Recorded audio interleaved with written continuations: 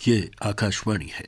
अब आप हरि संधू से समाचार सुनिए। सरकार ने उम्मीद जाहिर की है कि महिलाओं पर यौन हमलों से निपटने के लिए जारी संशोधन अध्यादेश से आपराधिक कानून में कड़े प्रावधान किए जा सकेंगे। आज नई दिल्ली में वित्त मंत्री पी चिदम्बरम ने संवाददाताओं से बातचीत में कहा कि संसद द्वारा नया कानून पारित किए जाने तक ये अध्यादेश संभावित अपराधियों के लिए प्रतिरोधक का काम करेगा। श्री चिदम्बरम ने कहा कि प्रस्तावित विधेयक में ऐसे ज्यादातर उपाय शामिल किए जाएंगे जिन पर व्यापक सहमति बनी है। उन्होंने कहा कि सरकार दोषी व्यक्तियों को दंड देने और महिलाओं की सुरक्षा के लिए कारगर कानून बनाने के प्रति वचनबद्ध है। अपराधकर्ता की आयु सीमा कम करने के लिए किशोर न्याय अधिनियम में संशोधन की मांग के बारे में श्री चिदम्बरम ने कहा कि इस मुद्दे पर आम सहमति कायम करनी होगी और इसके लिए अलग विधेयक आवश्यक होगा। उन्होंने कहा कि सरकार ने महिलाओं के प्रति यौन अपराधों से निपटने के लिए पुलिस और प्रशासन को मजबूत बनाने की एक समयबद्ध कार्य योजना शुरू की है। इस बीच सूचना और प्रसारण मंत्री मनीष तिवारी ने राजनीतिक दलों से कहा है कि वे दलगत भावना से ऊपर उठें और महिलाओं के प्रति अपराध के मामलों में कड़े दंड का प्रावधान करने के सरकार के प्रयासों का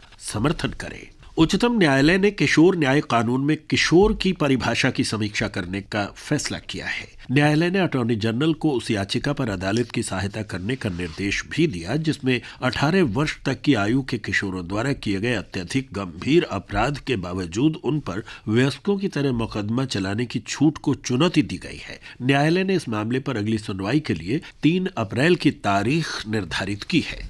दिल्ली की एक अदालत ने राष्ट्रमंडल खेलों से जुड़े भ्रष्टाचार के मामले में खेल आयोजन समिति के बर्खास्त अध्यक्ष सुरेश कलमाडी और 9 अन्य पर आरोप तय कर दिए हैं। इनमें आयोजन समिति के पूर्व महासचिव ललित भनोट भी शामिल हैं। इन पर धोखाधड़ी, साजिश रचने और सरकार को 90 करोड़ रुपए से अधिक का नुकसान पहुंचाने के आरोप तय किए गए हैं।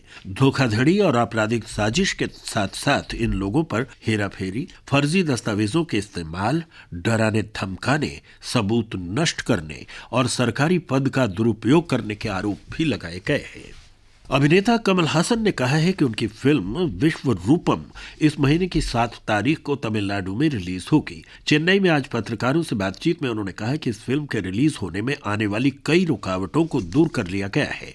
मद्रास उच्च न्यायालय ने विश्व रूपम से संबंधित मामलों को आज बंद कर दिया क्योंकि संबद्ध पक्षों में इस बारे में आपस में समझौता हो गया है। इस बीच सूचना और प्रसारण मंत्रालय ने इस फिल्म पर हुए विवाद के बाद चलचित्र की अधिनियम की समीक्षा के लिए न्यायमूर्ति मुकुल मुदगल की अध्यक्षता में एक समिति गठित की है।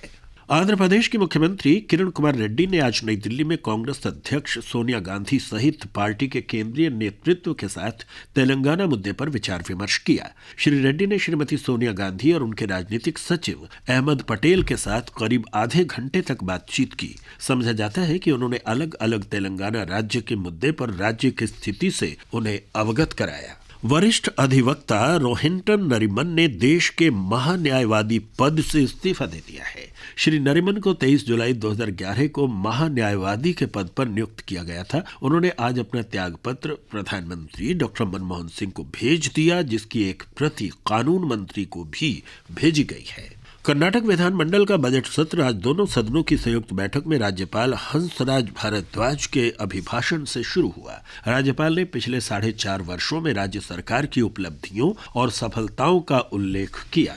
प्रवर्तन निदेशालय ने आईपीएल टीम राजस्थान रॉयल्स पर 100 करोड़ रुपए का जुर्माना किया है। हमारे संवाददाता ने बताया है कि इस टीम के मालिकों को विदेशी मुद्रा प्रबंधन अधिनियम फेमा के अंतर्गत दंडित किया गया है। निदेशालय ने टीम के मालिकों को कारण बताओ नोटिस जारी किया है। मालिकों पर विदेश से अवैध रूप से धन प्राप्त करने का आरोप है। मुंबई में महिला विश्व कप क्रिकेट में कल भारत का मुकाबला श्रीलंका से होगा। अभी तक टूर्नामेंट में 1 मैच जीतने और 1 मैच हारने वाली भारतीय टीम को ग्रुप ए से सुपर 6 में जगह पक्की करने के लिए इस मैच में हर हाल में जीत दर्ज करनी होगी। इसके साथ ही यह समाचार बुलेटिन समाप्त हुआ।